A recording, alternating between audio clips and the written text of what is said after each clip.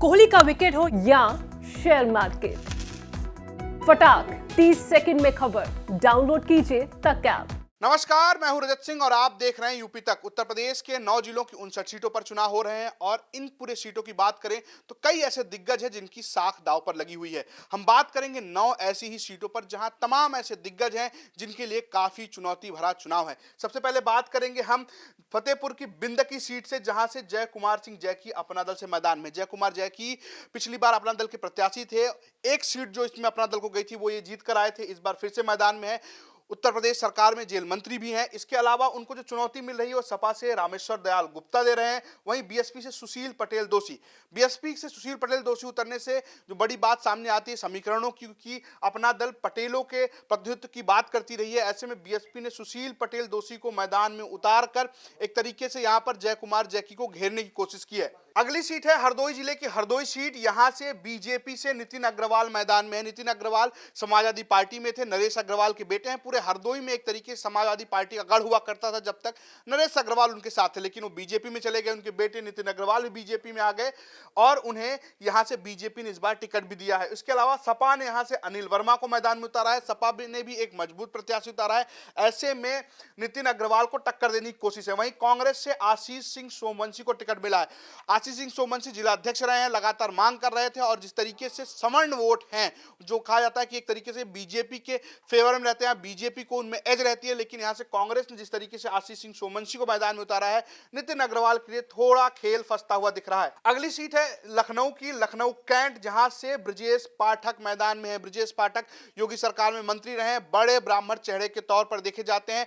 इस बार कैंट से अपर्णा यादव बीजेपी से टिकट मांग रही थी। एक तरीके से कहा जाए वो चुनाव से पहले समाजवादी पार्टी छोड़कर बीजेपी में आती हैं, लेकिन उनके स्थान पर जिस तरीके से ब्रजेश पाठक को टिकट दिया जाता है अपने आप में बड़ी खबर होती है। लेकिन बीएसपी यहां से अनिल पांडे को मैदान में उतार देती है। बीएसपी भी यहां से एक ब्राह्मण उम्मीदवार को मैदान में उतारती है जो बीजेपी के लिए डेंट कर सकता है। वहीं अगर बात करें सपा को, तो सपा ने सुरेंद्र सिंह गांधी उर्फ राजू गांधी को मैदान में उतारा है। राजू गांधी की एक बड़ी छवि रही है और जिस तरीके से समाजवादी पार्टी तमाम सीटों के समीकरण बिठा रही है, उस समीकरणों में राजू गांधी फिट बैठते हुए नजर आते हैं। अगली सीट भी लखनऊ की लखनऊ पूर्व सीट है, जहां से बीजेपी से आशुतोष टंडन मैदान में है।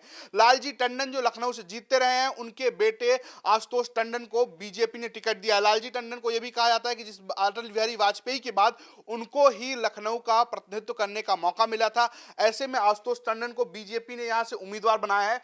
वहीं सपा से अनुराग भदौरिया मैदान में। अनुराग भदौरिया काफी वायरल चले रहे हैं। पूरे चुनाव से पहले की बात करें या 2017 के चुनाव के बाद से लगातार समाजवादी पार्टी के प्रवक्ता के तौर पर भी सामने आए हैं और उनके वीडियोस भी ऐसे रहे हैं जिन पर सोशल मीडिया पर चर्चा होती रही है। वहीं बीएसपी ने आशीष कुमार सिन्हा को मैदान में उतारा है। आशीष कुमार सिन्हा एडवोकेट हैं और ये कहा जा रहा है कि जो लखनऊ में एडवोकेट बिरादरी है उस पर अच्छी पकड़ है और सिन्हा वोट बैंक भी, जो अगर कायस्थ वोट बैंक की बात की जाए तो उसकी भी संख्या लखनऊ में अच्छी खासी है। इस बार करीबन 9 कायस्थ उम्मीदवार पूरे लखनऊ जिले में लड़ रहे हैं, तो ऐसे में आशीष कुमार सिन्हा भी महत्वपूर्ण हो जाते हैं। अगली सीट है उन्नाव जिले की पूर्वा सीट। यहां से बीजेपी से अनिल सिंह मैदान में, लेकिन जो सबसे खास है वो कांग्रेस की उरुसा इमरान राणा है। ये मुनव्वर राणा की बेटी हैं। कांग्रेस ने उनको यहां से टिकट दिया। इनकी चर्चा तब हुई जब सीए एनआरसी के प्रोटेस्ट हुए, लखनऊ में जिस तरीके से पुलिस ने बल का प्रयोग किया, उसके बाद इनका नाम उभर कर सामने आया। तमाम पॉलिटिक्स इनके इर्द गिर्द बुनी गई और इसके अलावा ये लगातार राजनीति में चर्चा रही है। बीजेपी ने यहां से अनिल सिंह को उम्मीदवार बनाया है, सपा ने उदयराज को उम्मीदवार बनाया।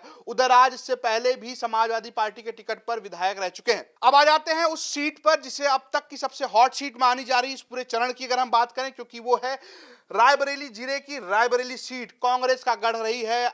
अखिलेश सिंह जो बड़े नेता रहे हैं, बाहुबली भी कहे जाते रहे हैं, वो यहां से चुनाव जीतते रहे हैं। उनकी बेटी अदिति सिंह 2017 में कांग्रेस के टिकट पर जीत कर आती हैं, लेकिन वो पाला बदल लेती हैं, वो बीजेपी में चली जाती हैं और इस बार बीजेपी ने उन्हें टिकट दिया है। वहीं समाजवादी पार्टी ने राम प्रताप यादव को उम्मीदवार बनाया है, लेकिन कांग्रेस ने मनीष चौहान को उम्मीदवार बनाया। तो इस बार यहां जो सबसे बड़ी चुनौती है कि क्या कांग्रेस ये अपना गढ़ बचा कर रख पाएगी। जिस तरीके से अमेठी के जाने के बाद सबसे बड़ी चर्चा रायबरेली की ही रही है, अब रायबरेली पर भी एक तरीके से तलवारें खिंच गई हैं। अगली सीट है लखनऊ की सरोजनी नगर सीट। सरोजनी नगर सीट पूरे चुनाव से पहले लगातार चर्चा में रही, क्योंकि यहां से विधायक बनकर आई थी मंत्री स्वाति सिंह, लेकिन जिस तरीके से उनका टिकट कटा और उनके पति को बालिया से टिकट दिया गया, ऐसे में सरोजनी नगर सीट से बीजेपी बीजेपी ने राजेश्वर सिंह को टिकट दिया। राजेश्वर सिंह भी चर्चा में रहे क्योंकि वो ईडी के ज्वाइंट डायरेक्टर थे, वहां से विजिलेंस लेते हैं और बीजेपी उनको सरोजनी नगर से अपना उम्मीदवार बना देती है। वहीं सपा ने अभिषेक मिश्र को टिकट दिया है। ये एकमात्र चेहरे हैं जो लखनऊ से जीत कर आए थे और इस बार वो सीधे राजेश्वर सिंह को टक्कर दे रहे हैं। अभिषेक मिश्र अखिलेश यादव के करीबी बताए जाते हैं, युवा नेता हैं और जो समाजवादी पार्टी की जो नई पीढ़ी कही जा रही है उसके बड़े नेता के तौर पर देखे जाते हैं। वहीं बीएसपी ने यहां से जलीस खान को मैदान में उतारा है। जलीस खान इसलिए महत्वपूर्ण है क्योंकि ये माना जा रहा है कि एमवाई समीकरण समाजवादी पार्टी के साथ जा रहा है। ऐसे में जलीस खान का आना यहां पर अभिषेक मिश्रा के लिए एक चुनौती हो सकती है। अगली सीट है बांदा जिले की तिंदवारी। तिंदवारी से जो सबसे खास चेहरा है वो है समाजवादी पार्टी से ब्रजेश प्रजापति। ब्रजेश प्रजापति विधायक रहे हैं यहां से बीजेपी के, लेकिन जिस तरीके से स्वामी प्रसाद मौर्य अपनी पार्टी बदलते हैं, वो पार्टी छोड़कर समाजवादी पार्टी में चले जाते हैं, उसके बाद कई ऐसे नेता हैं जिनके साथ पार्टी छोड़ते हैं, बीजेपी का साथ छोड़ते हैं और सपा में चले जाते हैं। उनमें से ही एक बड़ा नाम है ब्रजेश प्रजापति। वो तिंदवारी से मैदान में है, समाजवादी पार्टी ने उन्हें टिकट दिया है। वहीं बीजेसी से रामकेश निषाद उम्मीदवार है। निषाद वोटों का यहाँ पर अच्छा खासा प्रभाव माना जाता है, तो एक तरीके से जो जातीय समीकरण है उसे साधने की कोशिश बीजेपी ने की है। वहीं बीएसपी ने जयराम सिंह को मैदान में उतारा है। अगली सीट है रायबरेली की ऊंचाहार। ऊंचाहार भी चुनाव से पहले लगातार चर्चा में रही है क्योंकि ऊंचाहार से टिकट मांग रहे थे स्वामी प्रसाद मौर्य के बेटे, लेकिन समाजवादी पार्टी उन्हें टिकट नहीं देती है। माना जा रहा था कि इसी की वजह से वो बीजेपी का दामन छोड़कर सपा का दामन थामे थे, लेकिन यहां से समाजवादी पार्टी ने मनोज पांडे को टिकट दिया क्योंकि पिछली बार इन्होंने ही स्वामी प्रसाद मौर्य के बेटे को हराकर ऊंचाहार की सीट जो है वो सपा के लिए जीती थी। तो एक बार फिर मनोज पांडे ऊंचाहार से मैदान में। बीजेपी ने अमरपाल मौर्य को मैदान में उतारा है। स्वामी प्रसाद मौर्य जिस तरीके से जिस कास्ट से आते हैं, जिस समुदाय से आते हैं, उस समुदाय पर प्रभाव करने के लिए यहां से बीजेपी ने अमरपाल मौर्य को मैदान में उतारा है। अमरपाल मौर्य बीजेपी के बड़े पदाधिकारी भी हैं, तो एक तरीके से बीजेपी ने यहां पर बड़ा गेम खेला है।